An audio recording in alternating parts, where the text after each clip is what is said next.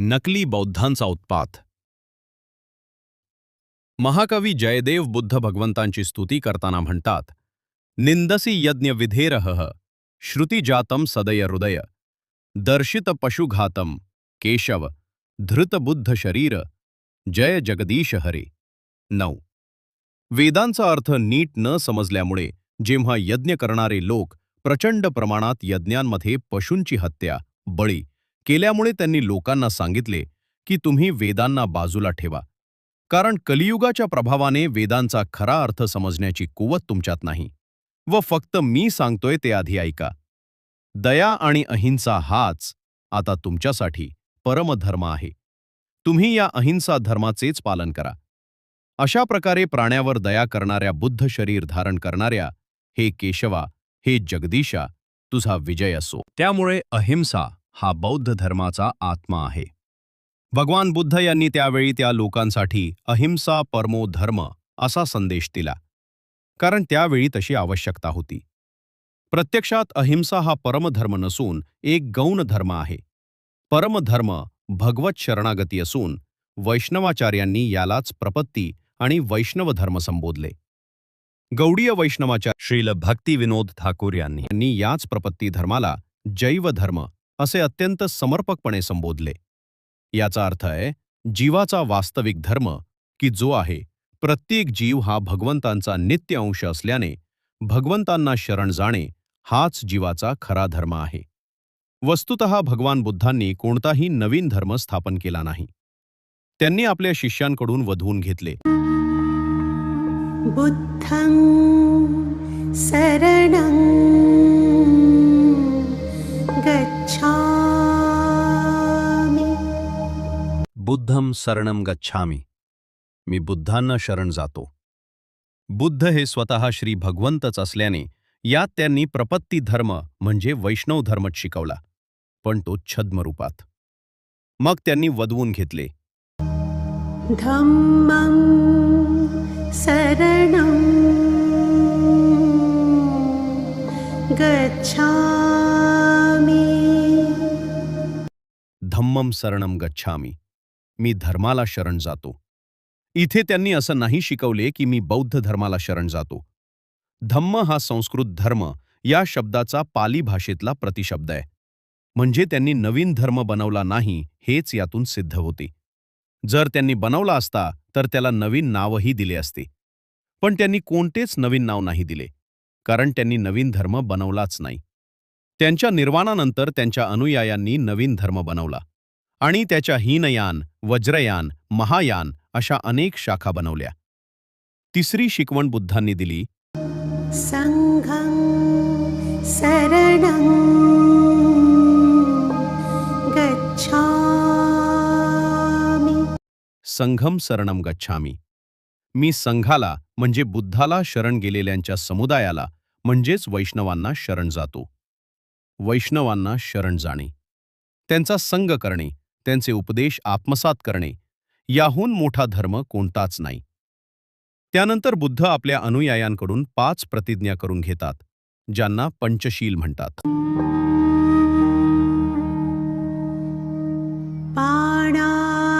पाणातिपाता वीरमणी सिक्खापदं समादियामि. 1. पाणातिपाता वेरमणी सिक्खापदम समादियामि. मी कोणत्याही जीवाची हिंसा करणार नाही किंवा हत्या करणार नाही अशी प्रतिज्ञा करतो. अदिन्नादाना वीरमणी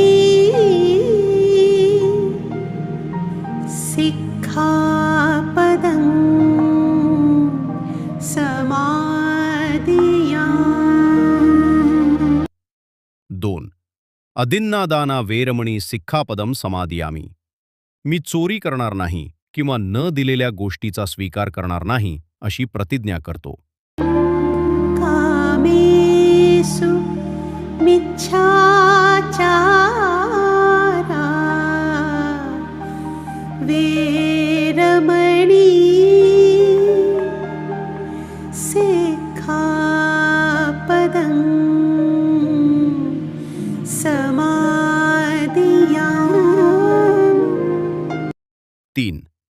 कामे सुमिच्छाचारा वेरमणी सिक्खापदम समादियामी. मी व्यभिचारापासून अलिप्त राहीन आणि चारित्र्य शुद्ध ठेवेन अशी प्रतिज्ञा करतो. मुसावादा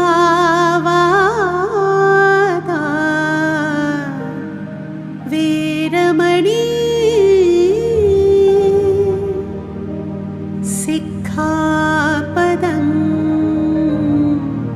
समादियामि.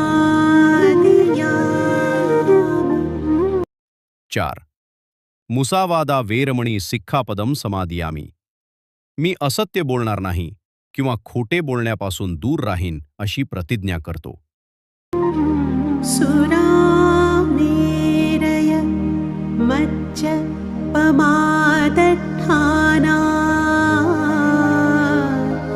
वेरमणी सिक्खापदं समादियामि.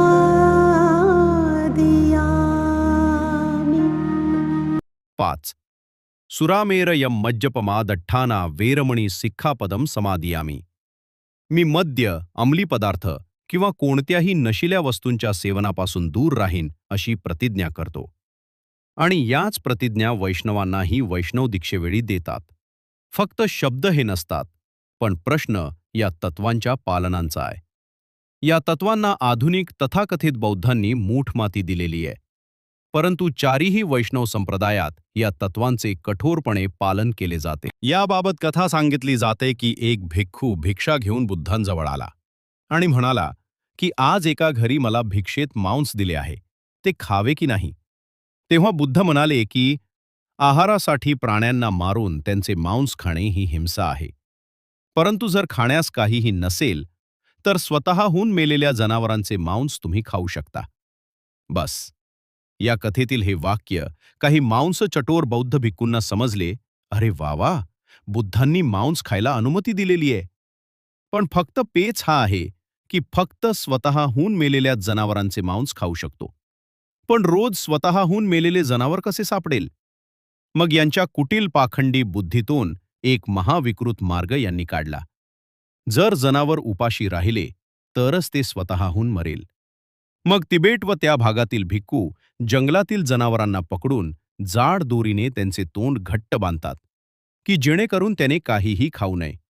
व अशा प्रकारे ते जनावर मेले की त्याचे प्रेत आणून त्याचे मांस शिजवून खाऊ लागले. हा प्रकार सुरीने जनावराचा गळा कापण्यापेक्षा कितीतरी पटीने अधिक यातना देणारा आहे.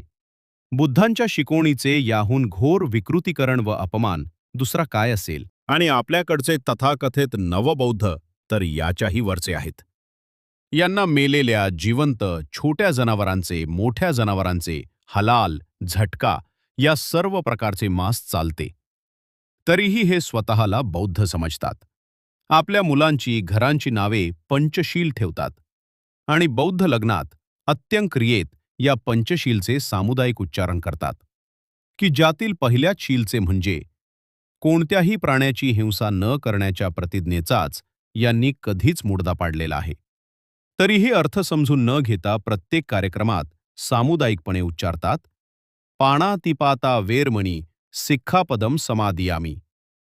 बुद्धांचा याहून मोठा अपमान तो कोणता? पण वैष्णव लोक व काही जैन लोक मात्र बुद्धांची लौकिक अर्थाने पूजा करत नसतील, पण त्यांच्या शिकवणीचे मात्र अक्षरशः पालन करतात. नितीन पोळ.